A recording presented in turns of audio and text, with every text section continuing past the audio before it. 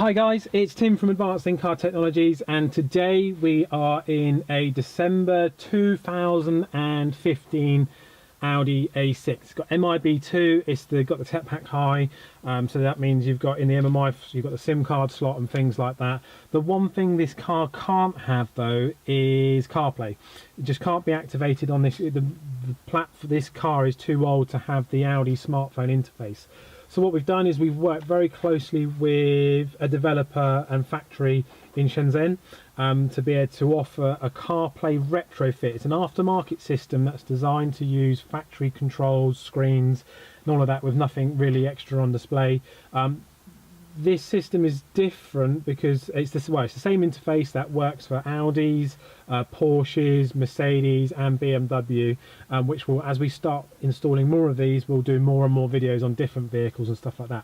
So what I'm going to do is I'm very quickly going to show you how it all fires up. So I'm just going to start the car, put the ignition on. We'll wait for the Audi MMI system to load, and I'll just quickly show it all working as per normal. Give it a second. Okay, right, so we're just going to quickly go to the radio whilst it's initializing. Now, the first and foremost thing you've got to do is you've got to have, this is a wireless system, so it means that we'll be able to connect with no wires, and you'll have full Audi CarPlay as if you had it from factory, but with a wired connection.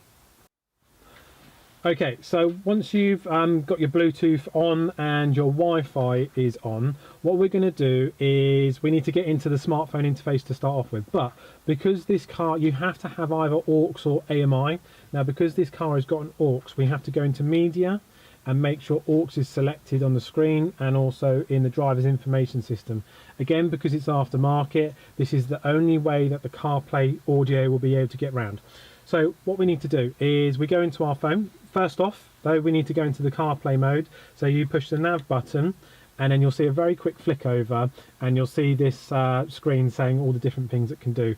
Now, we're only interested in CarPlay, so that's what I'm going to show you today. That's what we sell this product for. It can do other things like cameras, Android mirroring, USB and all this sort of stuff. So first and foremost, using your jog wheel and your buttons down below, you can't see them on the screen, you push setup, you scroll down, push setup, and the beauty of this is aftermarket, but it's all working as per factory on your screen and your controls and all this sort of stuff.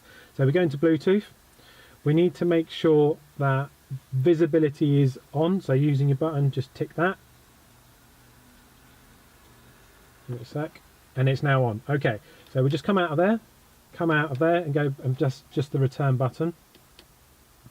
And then we're going to go to, let me just go out the top, 9.6, right, so Bluetooth. You only need to do this once, and Bluetooth is just the way it's going to be able to connect to the box, and then once the box knows about it, it's then going to push control over to wireless, so you get wireless CarPlay. So we'll give it a second. Now, we rename our boxes so that they say AICT CarPlay. So once that comes up, we're going to select it. Good old Bluetooth taking its time. Okay, so I don't know if the camera can see it. You'll see AICT CarPlay. Now we'll set this name when you come in, because to start off with, we're going to be doing these all in-house, and that's what we're going to set them to. You're going to see pair. You click pair, and then allow contacts and favorite sync. Click allow. It will say unsuccessful to start off with, ignore it, it's fine, and then just tap it, and it will eventually, if you've got other things connected like tile and all this sort of stuff, then it's going to throw a bit of a wobbly, but once this is done, like I said, you're not going to have any issues with it. Bluetooth, AICT CarPlay connected. So I've gone out, I've gone back in. Now we just need to give it a couple of seconds just to pick itself back up, and then you'll be able to see the CarPlay logo go green. You can see here it says use CarPlay with ID Core. So before it will go green, this will come up on your screen. You need to make sure you click use CarPlay. Again, give it a couple of seconds and it will automatically drop in. So we're now connected, no wires. and we've got full CarPlay. I'm not going to go into War and Peace about what CarPlay does. I'm just going to very quickly show you some very quick functions of CarPlay. So we're going to do some music in a minute. Remember, to get the audio to come out, you have to be in aux mode. So if you're hearing something really random, then you need to make sure you're in aux. So Spotify, currently we're listening to Power Over Me, acoustic by Dermot Kennedy.